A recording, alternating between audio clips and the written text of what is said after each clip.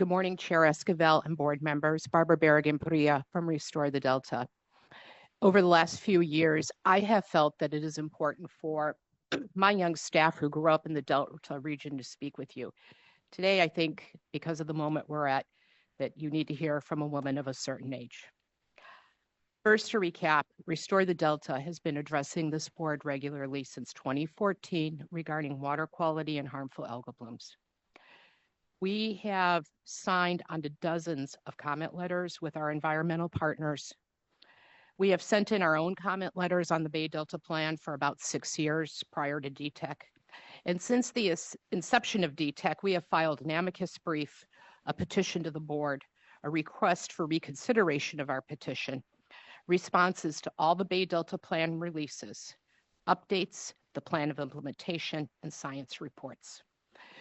We have participated in all public comment processes and panels whenever and wherever available. We filed 2 petitions with US EPA regarding our concerns, and we sat with board staff and Chair Esquivel in many hours of meetings with EPA.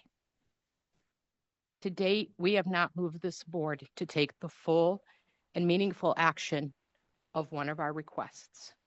We see pieces of movement, but we're not seeing the change that we need. We know from our processes with EPA and discussions with the board and staff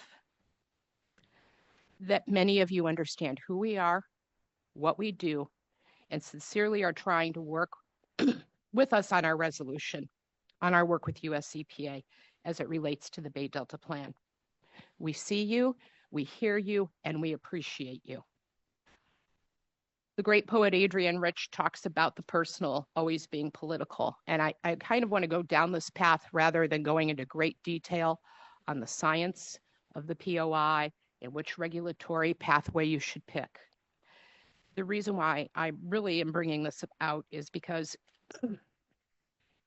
how we respond to things as people is always deeply intertwined with broader political and social structures.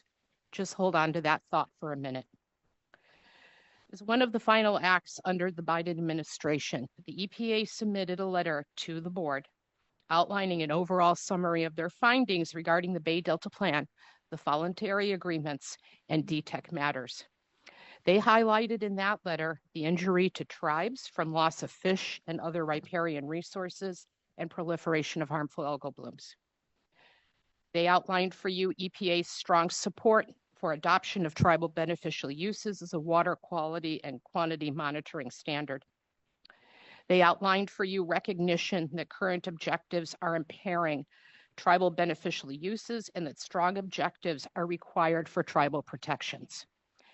They outlined for you support for regulatory standards and recognition of the damage to Bay Delta communities from the day in adapting these regulatory controls.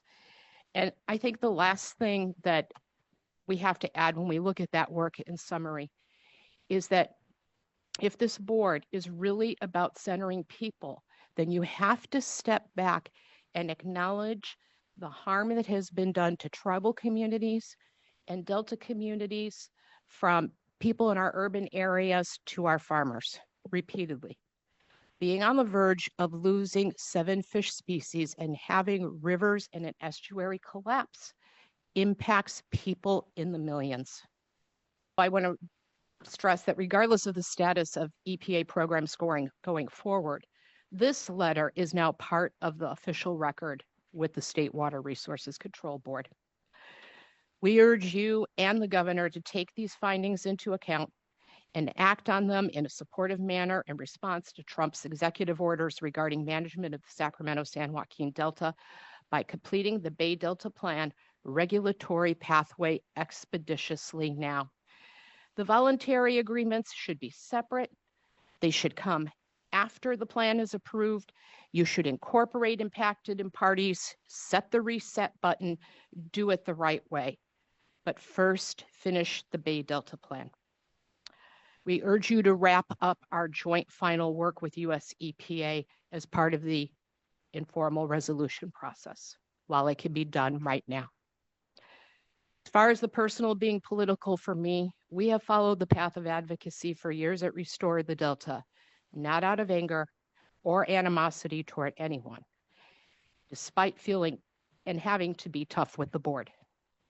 Our work is based on love for the people we represent, a deep and true love for the natural world, and how the people in our watershed depend on and interact with this world.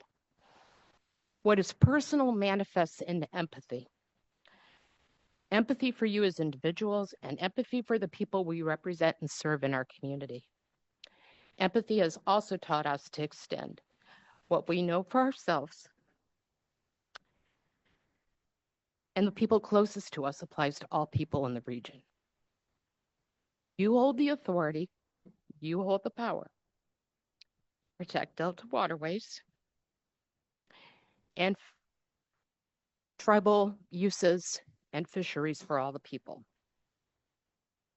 Leading your work with us and with US EPA expeditiously can serve those people. We need you to do both now. No more delay. We hope that you can find the emotional and intellectual reserves to transform the personal into meaningful action for millions of Californians, represented by DTEC in a timely manner. We stand ready to work with you and to assist wherever possible. Thank you.